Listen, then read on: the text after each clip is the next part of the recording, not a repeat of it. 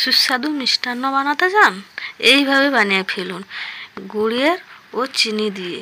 যেটা বানাতে পারেন সেটাই দেখে নিন। এইভাবে প্রথমেই কড়াই গরম হয়ে গেছে, একটু জল দিয়ে দেবো। জলটা ফুটলে 500 গ্রাম চিনি দিয়ে দিলাম। চিনি দিয়ে ভালো করে চিনিটাকে মিলিয়ে নিতে হবে যাতে গলে যায়। জ্বালন দিতে হবে, এখানে খুন্তিটা অনবরত নাড়তে হবে যাতে চিনিটা একদম মিলিয়ে যায় ও একটু চিটের মতন হয়ে যায়। এইভাবে আমার চিট হয়ে গেছে। এই যে নারকেল কোড়াগুলো দিয়ে দিব। নারকেল কোড়া দিয়ে ভালো করে নেড়ে নিতে হবে। নারকেলের জলটা যে বেরিয়ে যাবে সেটাকেও ভালো করে মেরে নিতে হবে। নারকেলের জলটা মরতে মরতে একটা কলা পাতা কেটে ধুয়ে নেব। নারকেলের জলটা মরে চিটচিটে হয়ে গেছে, এবার কলা পাতায় ঢেলে নেব। কলা পাতায় ঢেলে একটু খুন্তি দিয়ে একটু মিলিয়ে দেবো। 10-15 মিনিট ঠান্ডা করতে রেখে দেবো। ঠান্ডা হয়ে গেলে হালকা হালকা গরম থাকবে, দিয়ে হাত দিয়ে মুঠে মুঠে নাড়ু তৈরি করে নেব। আবার উনানের মধ্যে কড়াই বসিয়ে দেব। কড়াইতে 1 বাটি জল দিয়ে দেবো। দিয়ে 500 গ্রাম এই যে চটগুল নিয়েছি দেখুন, দিয়ে ভালো করে গুঁড়ো করে নেব। হাত দিয়ে চেপে চেপে গুঁড়ো হয়ে গেছে। এবার কড়াইতে জল ফুটে গেছে, এই যে গুঁড়োগুলো দিয়ে দেবো। দিয়ে দিলাম, দিয়ে লাড়তে থাকবো খুন্তি দিয়ে অনবরত যাতে না বসে যায় কড়ার মধ্যে। জলের মধ্যে গুড়টা দিয়ে জ্বালনটা একটু বেশি দিয়ে দিলে জলটা পট করে মরে যাবে এবং চিটচিটে হয়ে যাবে। জলটাকে মেরে গুড়ের যে একটা চিট তৈরি হয়ে যাবে। এই যে দেখুন বাটিয়ে ঠান্ডা জল নিয়েছি, জলের মধ্যে 2 থোপা গুড়ের চিটটা দিয়ে দিয়েছি। পেলি দেওয়ার সঙ্গে সঙ্গে কি সুন্দর চিটচিটে হয়ে গেছে। দেখুন এই যে হাতে লাগছে না এক ফোঁটাও, চিট হয়ে গেছে গুড়ের। এবার নারকেল কুড়াগুলো দিয়ে দিব। নারকেল কুড়া দিয়ে ভালো করে নেড়ে নেব।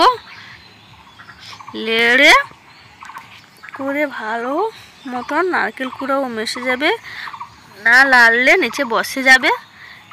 দিয়ে 2 ছোট এলাচ নিয়ে থেতো করে দিয়ে দিব। এলাচটা দেওয়ার পরে খুন্তি দিয়ে নেড়ে নারকেলের জলটাকে ভালো করে শুকিয়ে নিতে হবে। জ্বালনটা হালকা রাখতে হবে। দিয়ে খুন্তি দিয়ে চারপাশ ভালো করে গুড়গুলাকে সুন্দর করে মাঝখানের দিকে দিয়ে সুন্দর পাক একটা হয়ে গেছে।